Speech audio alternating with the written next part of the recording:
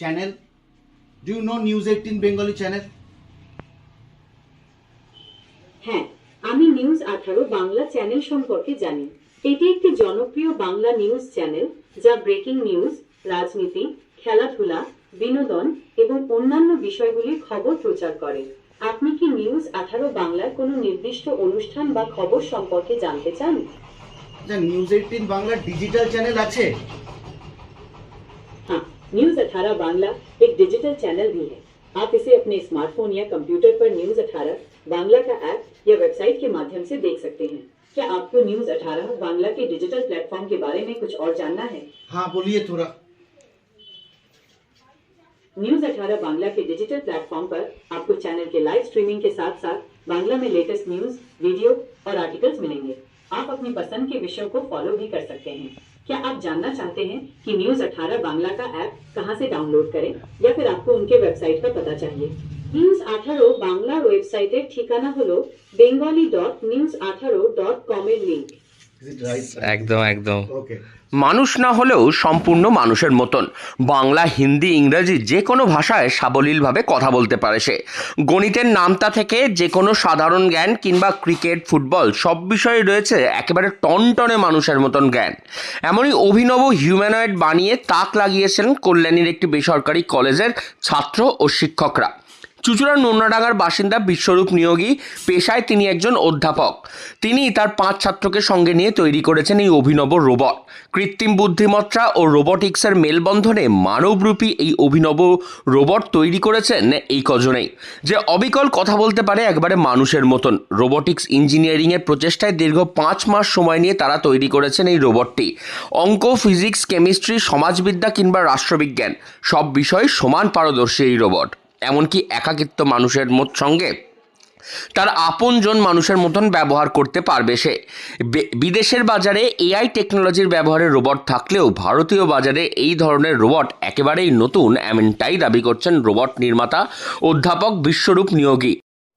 এই যে একটি রোবট তৈরি করেছেন যা একবারে মানুষের মতন কথা বলছে, তার মতন চিন্তা ভাবনা রাখছে, কি বলে বিষয়টাকে, আর মানে কেন এটা বানালেন?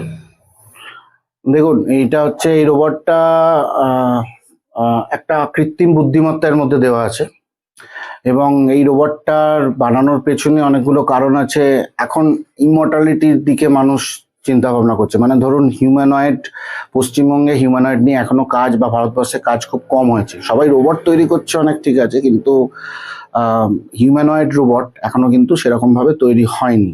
তো আমরা এটা প্রথম AICT idea lab, JS college of ইঞ্জিনিয়ারিংয়ে আমি ওখানকার কোঅর্ডিনেটর, আর আমার সব ছাত্রদেরকে নিয়ে আমি এটা ইনিশিয়েটিভ নিয়েছিলাম যে আমাকে একটা এমন রোবট বানাতে হবে যে রোবটটা ইন্টারঅ্যাক্ট করবে হিউম্যান বিংসের সাথে।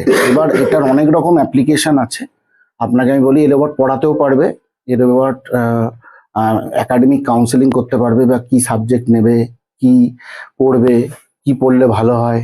এছাড়া হচ্ছে ধরুন এই রোবটকে দিয়ে আমি ধরুন যে বৃদ্ধ বয়সে অনেক মানুষ আছে তাদের সঙ্গে ইন্টারাকশনও করিয়ে দিতে পারি। যেমন ধরুন আমি আপনাকে স্ক্যান করে নিলাম, করে নিয়ে তার 3D মডেলটা তৈরি করে এর ফেসেতে আমি দিয়ে দিলাম, ঠিক আছে। পরবর্তীকালে এবং আপনার সাউন্ডটাকে আমি নিয়ে নিলাম, সেই সাউন্ডটা দিয়ে ও অ্যাজ এ কথা বলবে, মানে আপনার ভয়েস আপনার ফেস পরবর্তীকালে কথা বলবে, ঠিক আছে। এবার যারা ধরুন মানুষ মারা গেলে তাদের ছবি রাখা থাকে, ঠিক আছে, কিন্তু আমরা কি করব, এখন এরকম হিউম্যানয়েড হিসাবে রেখে দিতে পারি, ঠিক আছে। তো এখন এগুলো এখন চলছে এখন মার্কেটে, এবং আমরা ইন্ডাস্ট্রি 4.0 থেকে 5.0-তে জাম্প করছি। মানে আমরা একটা ইন্ডাস্ট্রি রেভলিউশনের মধ্যে দিয়ে এসে গেছি।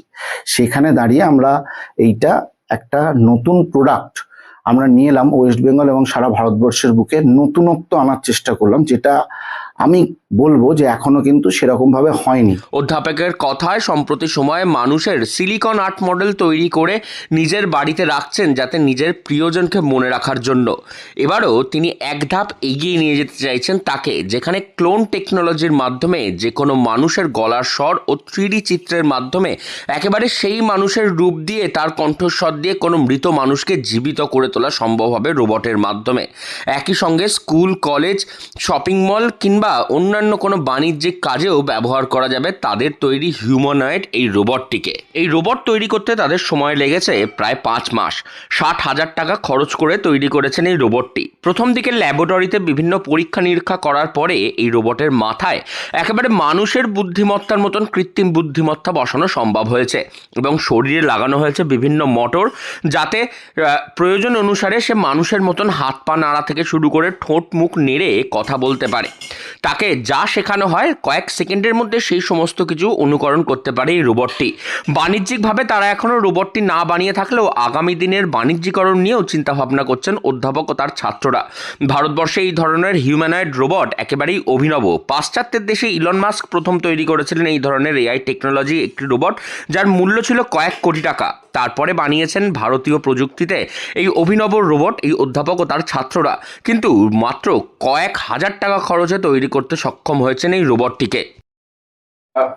কি থেকে তোমাদের এই ধরনের রোবট বানানোর চিন্তা ভাবনা এলো? সো আমরা একদিন ওই আইডিয়া ল্যাবে বসে এমনি চর্চা করছিলাম যে আমরা কিভাবে এআইটাকে ইউজ করে সোশ্যাল ওয়ার্ক করতে পারবো। ঠিক আছে, একটা ভালো রোবট বানাবো, সেটা দিয়ে আমরা বিভিন্ন রকম জায়গায় ওটাকে ইউজ করে আমরা ওটাকে দেখে এডুকেশনে তারপরে ইন্ডাস্ট্রিতে কাজে লাগাতে পারবো। তো সেই চর্চা থেকে আমরা এই আইডিয়াটা বের করলাম যে এরকম একটা হিউম্যানয়েড রোবট বানানো খুব ভালো হবে, কেন কি এইটা খুব একটা ইন্টারেস্টিং জিনিস, আর এটা ইন্ডিয়াতে অনেক কম জনেই এরকম জায়গাতে কাজ করছে। ঠিক আছে, সো সেই ধারণাটা নিয়ে আমরা এই রোবটটা বানানোর চেষ্টা করলাম, অ্যান্ড এটা অনেক ভালো হয়েছে। অ্যান্ড আমরা আরো চেষ্টা করবো যেটাকে ইমপ্রুভ করবো ইন ফিউচার, সো দ্যাট এদের যে ইউজিবিলিটি হবে ওটা আরো বেশি হবে। অধ্যাপক গবেষক ও তার ছাত্রদের দাবি, এই রোবটের ব্যবহারে আগামী দিনে যে কোনো মৃত মানুষকে একেবারে জীবিত রূপে বাড়িতে আনা যাবে।